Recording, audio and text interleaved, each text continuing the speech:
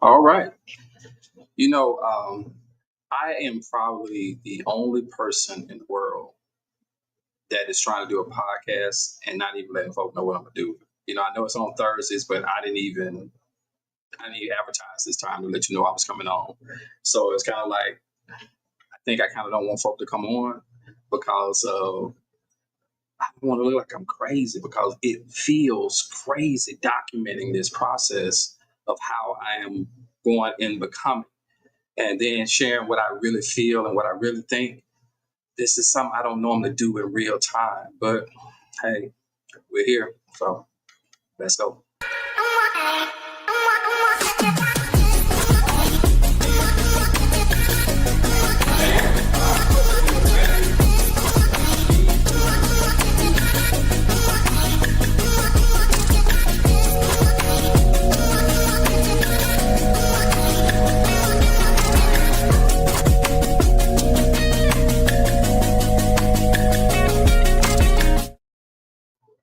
Okay, so we're back for another week. Back in the saddle to talk about how I've done this past week, and it's been kind of amazing, kind of scary. Uh, Emotions kind of like all over the place as I walk through what's happening. This week was particularly interesting. Last week, um, I had a meeting with some IP attorneys, and we showed them, SOAR TV. We showed them how it worked. And what was amazing is that they all thought it was brilliant. They had their software developer in there. They had the number two with the firm. And basically, he was saying it's amazing because it's amazing that no one has thought about this before. So the software developer, he came straight out and said, "This is brilliant." He said, "I don't even like when people come and pitch inventions about something that they're doing that's new." He said, "I hate it." He said, "But this is one of the best that I've seen." And you would think that that would have made me happy. You would think that would have made me excited, and it did to a certain degree. But then I started to doubt myself even more. Isn't that crazy? It was crazy to me, but I was starting to doubt myself. After the initial excitement wore off, and I just started kind of just being to myself. It was like, are they playing with me? You know, do they really think that this is something that is special? Do they really think I have something? I mean, I just started going through all of this questioning, right? And what I was proud of was I wasn't trying to sell them on anything. I wasn't trying to make them like me. I was really at a place of peace, and I was telling them, I was just giving them the facts. I was just showing them what it was. I wasn't trying to make them see the very best in me because a lot of times I would go in trying to be impressive. That just you're selling. I didn't know how to not sell and not be impressive or try to be impressive or show them how intelligent I am. But the energy that was behind it was one that was someone who's trying to prove something, right? And I didn't. I didn't try to prove a thing. I gave them the facts. I showed them what it did. I answered their questions. And the biggest win for me was knowing that I wasn't trying to prove anything to these people. And these people have the power to change my life. But what I went in there with is saying, hey, I'm going to be me no matter what. And the people who are supposed to be part of this journey with me will be there. And I didn't sell myself short in any type of way. I didn't do any of those things that I normally would have done, right? So for that, I was proud of me. But the next day, I was struggling with them. I was struggling with the doubt. I was like, oh man, they didn't call back right away, so maybe they don't think this is special, or maybe they were just pulling my leg. And I'm going to explain what that was kind of as we go on. But one of the biggest lessons that came out of that, or the biggest points that came out, was they were saying, you have done everything that's right. So what we need to do now, we need to make sure that you go to market first and in a big way. I didn't know that that statement was going to trigger me, but it triggered. Because when they said be first, it was like Ricky Bobby was living in my head. If you ain't first, you last. And it was like, I got to do something. That urgency kind of rose up inside of me and saying, like, you got to go hard and fast and move right now at the speed of light. And having a nickname growing up called Speedy was not helping me in this moment because everything that I knew to do was fast. So I felt those old nerves, that old urge come up to really move this thing. And immediately I started feeling bad. And when I started feeling bad, I knew then I was out of line. I knew that I wasn't aligned the way I needed to be to make this come to fruition. So I settled. I started spending some time. I started meditating. I started taking that time to try to get back. And what my inner being said was this: your goal, nothing is more important than getting to be you first, to get to authenticity first. That is before trying to get this product to market. That is trying to do anything in a big way. So I spent the rest of that week saying, hey, I'm going to focus on making sure that I'm staying in alignment. Wasn't trying to come up with no strategies, wasn't trying to call nobody. I said, I'm going to focus on being in alignment. And I made that the most important thing that I did every day. I didn't call back to the law office to see, hey, where are y'all at in all of this? I said, I am making this the most important thing that I do. So the strange thing happened. Got a call out of the blue from a TV exec. And this TV exec was saying, hey, man, your invention has been on my mind. I've been asked to be a part of this new platform that's coming up that is doing some innovative things. And I think your technology can be great. And I heard her and I was thrilled. Still ain't got no idea how I'm going to exactly make that work. But I knew that this was something that was real. So in that time where I was trying to get more in alignment, I started hearing my inner being saying, you're not thinking big enough. And that was particularly confusing to me because I'm like, well, okay, if you don't want me to go hard and fast, what do you mean I'm not thinking big enough? So as I continue to keep going within, I started realizing I am always trying to do things in a way that I can control it. I'm always trying to put myself in situations that if nobody helps me, then I can pretty much do it all myself or be able to call in some things to make this work. And I didn't realize I was putting myself in a prison. I didn't realize that I was limiting myself on what could actually be. Because even though it's big for me, what I'm supposed to do might be bigger than what I thought.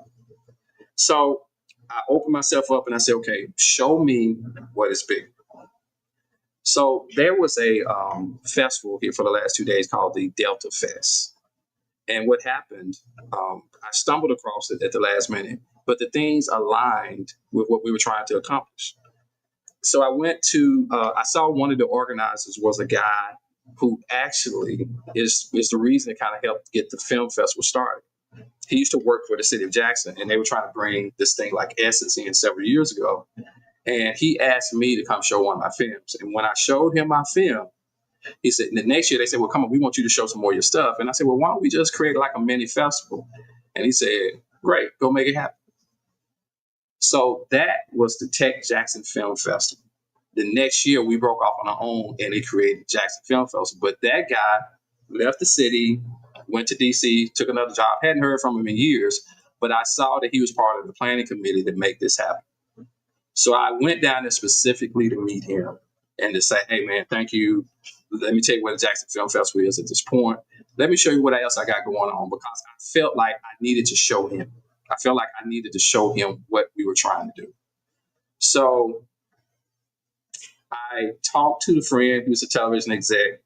She tells me about this new platform. She thinks the technology would be great for it. She said it's going in emerging countries where they don't have a lot of internet, where they don't have a lot of, so they have to do stuff on their phone. And then I started thinking this would make it simpler, but what it does, it makes it easier for me to go to market first. And the reason that I want to go to market first is so I can protect my ID. And that's what the IP attorneys were talking about.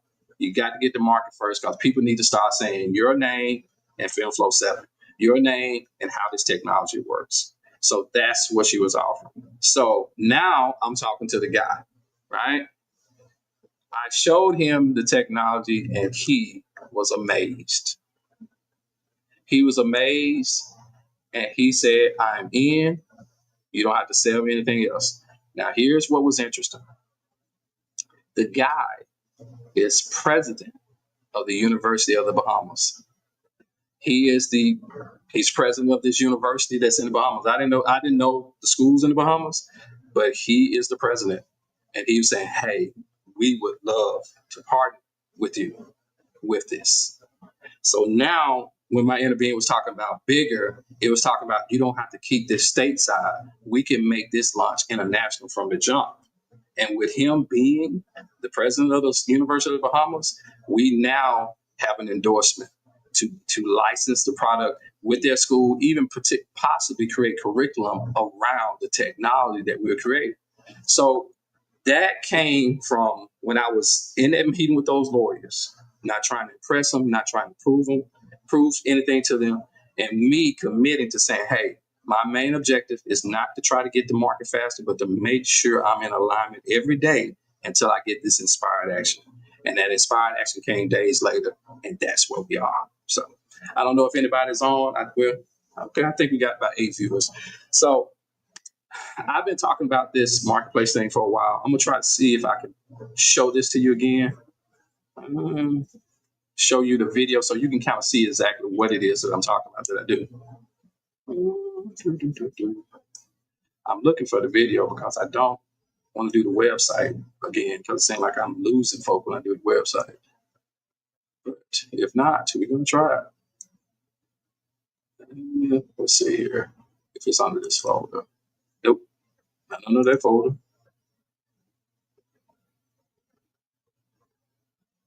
You know, I cleaned off my desktop so much. I'm losing stuff now. Okay. We'll try it. We'll try it. What you got? All right. So let me see if I can share.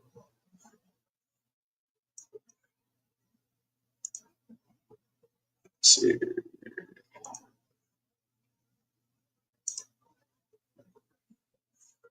Okay.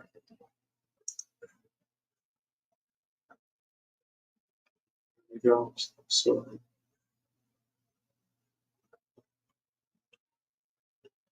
okay. I forgot how to share that. Share screen. Okay, here we go.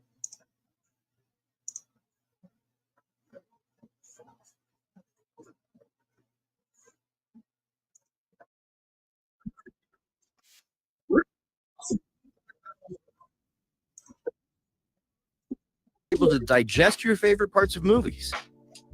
With Soar TV, you can make movies a part of your life. You can learn more about the actors, purchase soundtracks, art, and jewelry. Get directed straight to websites and applications you weren't able to before. Like that shirt?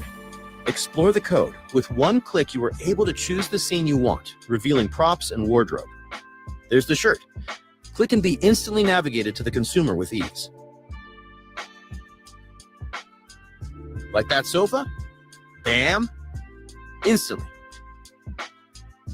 For example, like the film Soul Damage by Maximus Wright. Like that chess table? No problem. Soar TV, powered by FilmFlow 7, our patent-pending technology ensures that audiences are matched with content they love and relevant products they want to buy with. Every piece of content embedded with a marketplace.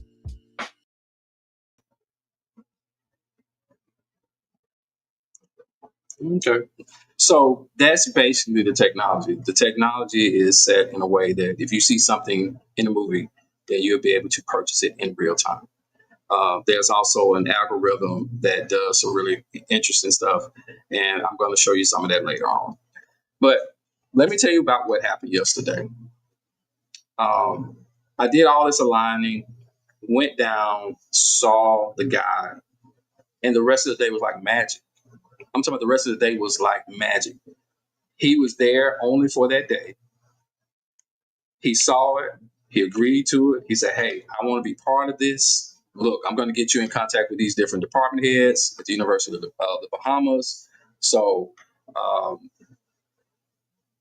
Look, he said, you don't have to sell me on anything else. Now, how this is going to work out, I have no idea. I have no idea how all of this is going to work out. But what I am doing is trusting the guiding. I'm trusting the synchronicities. I'm trusting that this TV executive told me that this is set up for more people that's in the Caribbean, in the islands. And here I am, meeting the guy who's president of the Bahamas, not necessarily in the Caribbean, but in that region.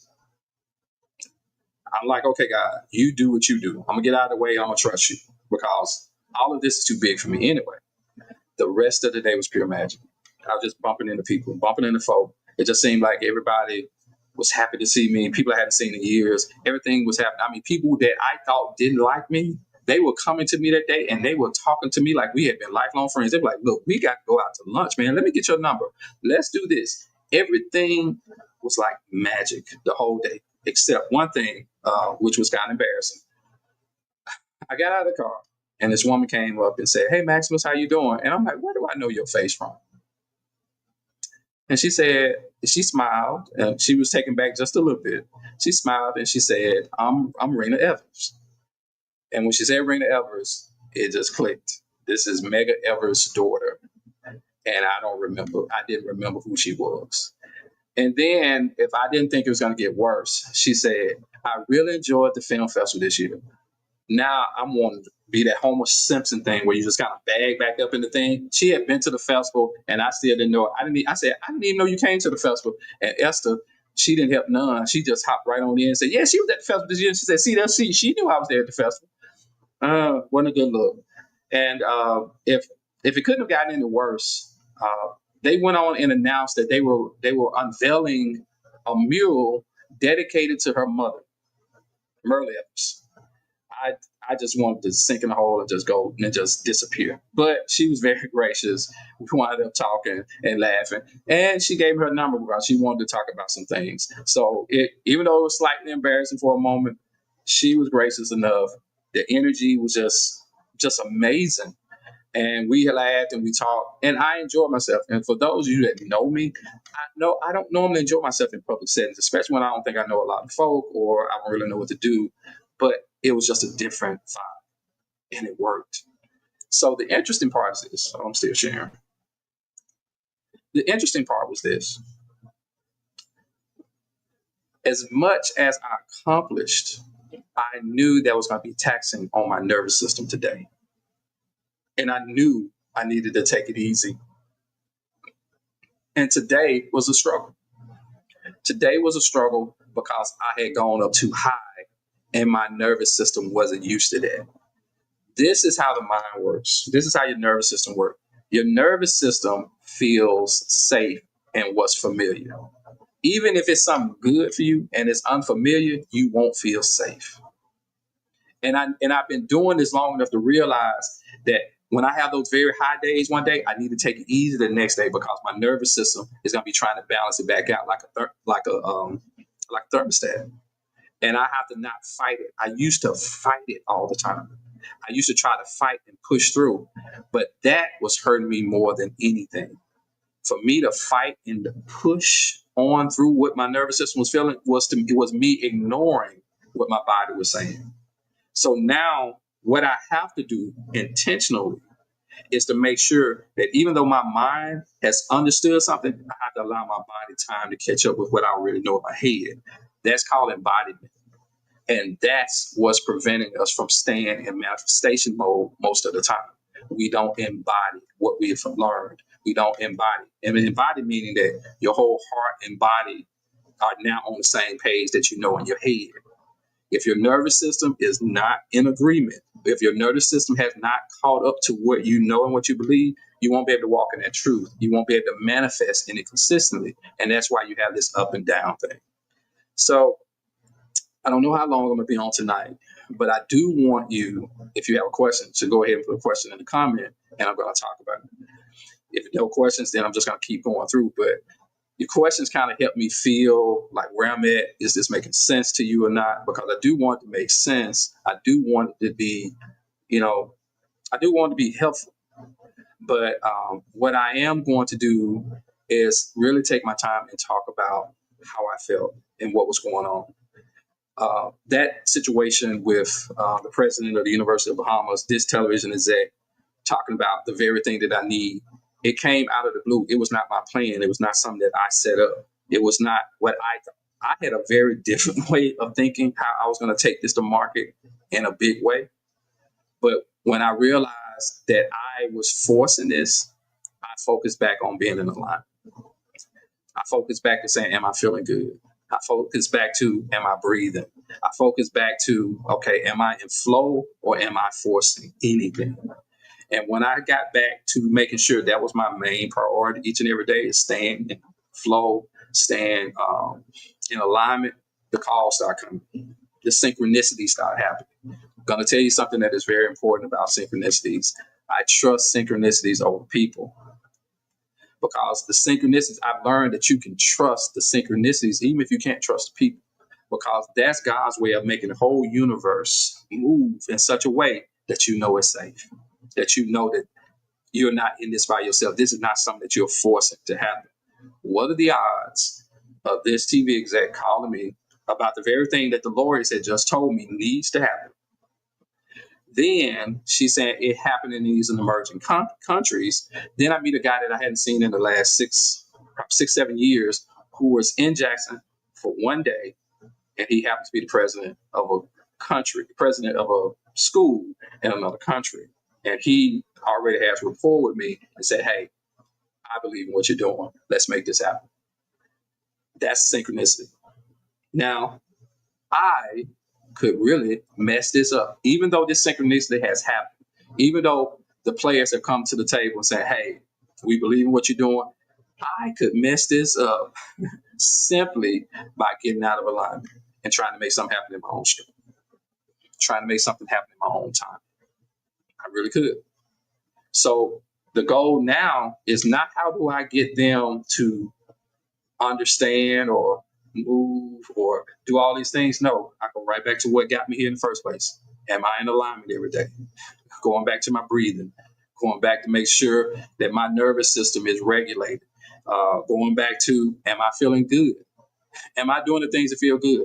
Like I tell people now, I'm in the feel good business. That is my full-time job. That's the business I'm in. I'm not in the business of creating films and in the business of tech. No, I'm in the feel good business. Am I in alignment? Because if I'm not in alignment, I won't feel good. But I can tell you that when I'm in alignment, it's like magic. It's magical. Because then you're synced. It's listening to what my body is saying. My body is talking to me. I'm listening to those things. I'm listening to those cues. I'm watching. Am I getting tight when I get around this person? Am I getting tight when I have these thoughts? Am I holding my breath? Is my stomach hurting? You know, what is hurting? Because every pain is a message. And I'm listening to all of this. I ignored my body so long that my body felt like I was its enemy. And that's what a lot of you all are going through right now. These pains, these things, these hurts, these irritations, no matter what it is, these things are your body trying to get your attention to say, hey, we are not in agreement with each other. And by getting in agreement with yourself, by creating that relationship with yourself, is one of the best gifts you could ever do in your life. Everything that you're missing, that you think you're missing from a person, whether it's attention or affection, I guarantee you it's something that you're not giving yourself. So every day, my focus is how do I create and better the relationship with my own personhood? Because from that, these divine opportunities happen. From that, clarity comes. From that, these ideas come. I'm going from fight or flight to parasympathetic nervous system. And once I get into parasympathetic nervous system, it's like the creativity explodes. It's like the resonance, this energy field that emanates from me just goes on 10. It is one of the greatest gifts that you can give yourself. So what I'm going to be doing in the interim of waiting on contracts to come in, waiting to send these emails to the president, waiting to talk to the tech team on how we get to beta by the end of the year and how do we make it work for this new platform. My biggest job is going to be standing in the line. That's where everything is flowing. All right, let me see what we got over here. Okay. Princess Young with praise hands and wow. Nick and Norwood. Yep. Sometimes you got to get out of your own way in order for things to fall in place. Absolutely. Absolutely. Every time I get out of the way, something wonderful happens. And that's what that's what this journey is all about. You know, I say again, the reason I'm doing this is kind of leave a blueprint, because there is nothing that says I should succeed in the tech world. There's nothing that says that I should make this platform work, this technology work. And I'm telling you, from day one, when I was shaking on the very first podcast, I said, I know I'm going to win. I just don't know how. So I am doing this for you. I'm doing this for the kids. I'm showing you, and I'm showing you the ugliness. I'm showing you the nervousness. I'm showing you I had a magical day yesterday, and I struggled today. I struggled today because my nervous system, it was good, it was scary, but the nervous system is used to familiar. So yesterday started to feel like a threat today. And I don't know if you've ever had those experiences, but I am trying to talk them through to you and let you know that you're not crazy. Is that you have to give your system time to get used to what success is. It has to get used to it, because if it has its choice, your nervous system will choose familiar over success every day, twice on Sunday. Your nervous system will choose familiar over happy all the time, every time, without question. Your nervous system, if you're more familiar with chaos, peace will feel like a threat to you. Peace will feel like danger to you. And it's not a matter of force. It's not a matter of intelligence, because a lot of us get messed up because we're thinking, I'm smarter than that. I'm more intelligent than that. So why is this not happening? It's because it's not embodied. You've got it with your mind, but you have not learned to embody it with your body.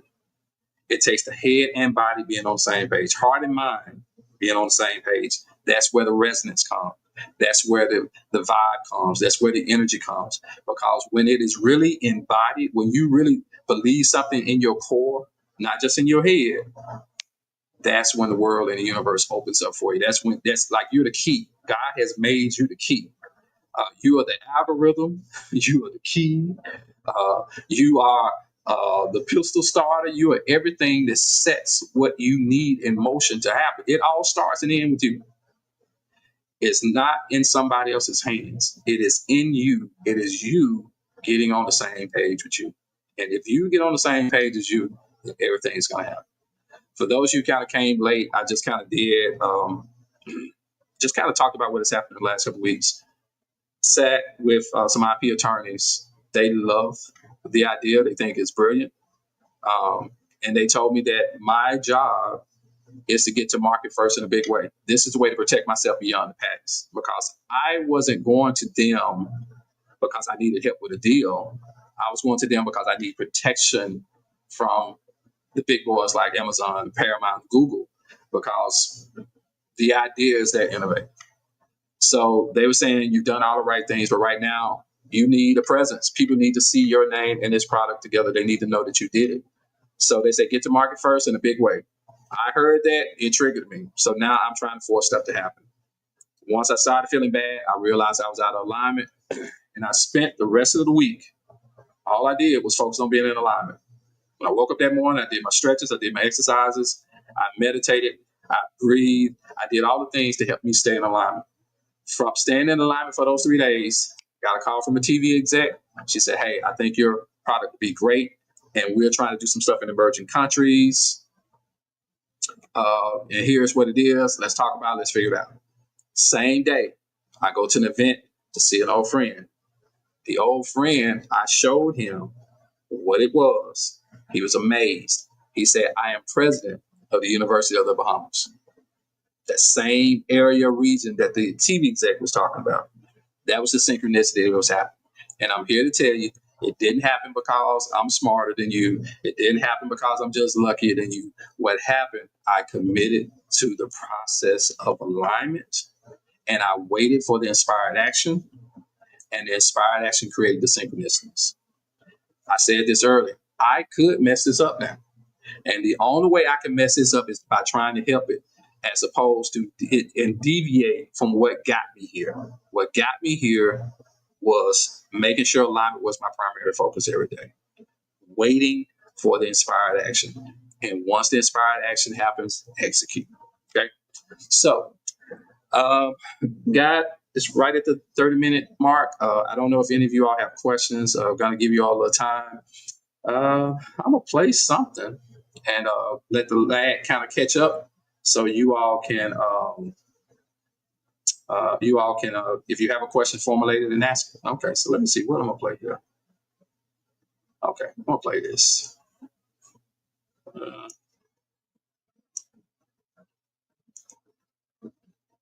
Video file. Wonderful montage.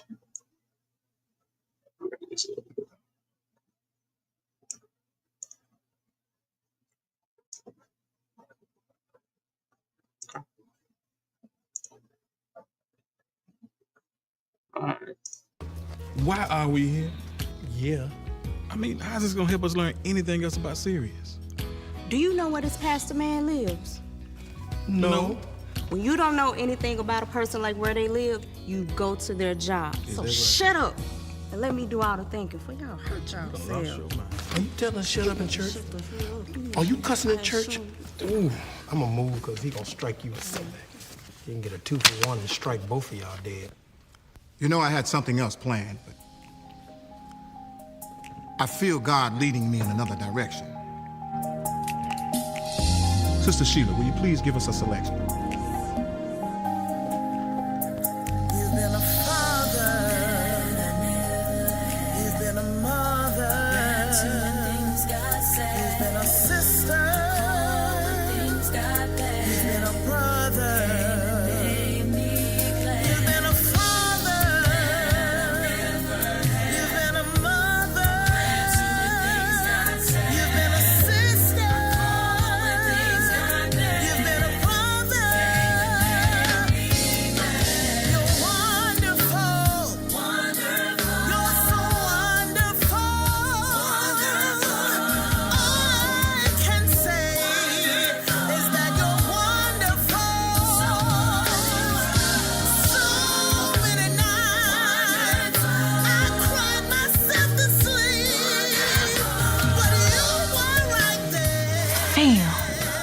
What you doing? I know you ain't crying.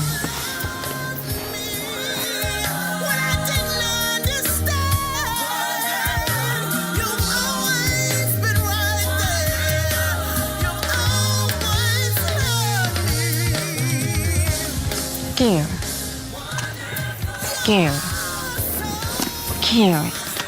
Stop playing, Gary. You're taking this too far.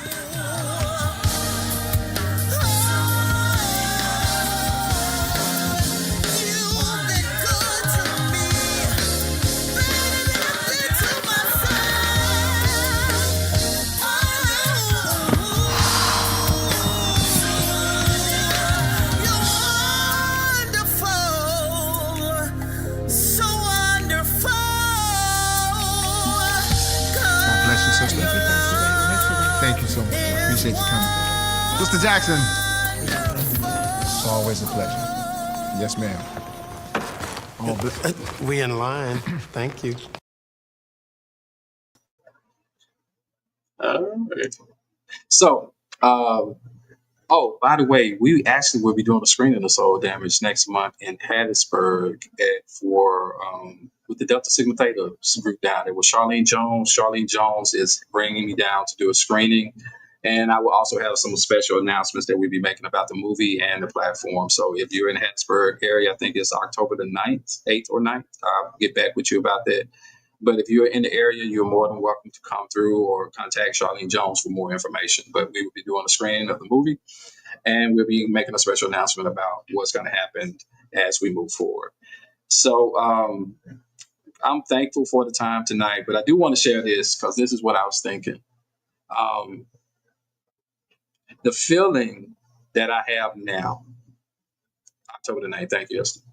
The feeling that I have now is very similar to the feeling that I had when we were launching Soul Damage.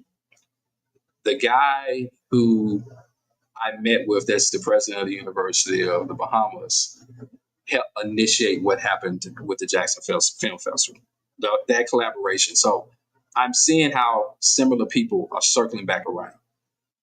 The other thing was when I first started saying that I was going to make this movie Soul Damage. There was a very influential leader that I went to for help. And I asked him, and he asked me what I wanted to do. And he told me to my face, he said, that's impossible. It'll never happen. You'll never be able to do it. And he brushed me off. And I'll never forget when we screened Soul Damage at the very festival that this guy, that's the president of the Bahamas now, had me to do the screening for. This gentleman got up and talked about he knew I was going to do it and knew I was a special young man and all of this. So the same day that I met with the guy, and the same day the magic was happening, I saw the very influential leader. He's more influential now. And he asked me what I had going on. He said, "What you got going on now, Maximus?" And I told him, I said, "Hey, this is what I got going on. I'd love to talk to you about it." And he kind of brushed me off. Typically, that would have made me mad. But this time, it made me happy because it's following the same form that I had when I went to him with Soul Damage. So if his reaction, these people being in place, these things are happening in the same way with Soul Damage happened, that is a blessing indeed.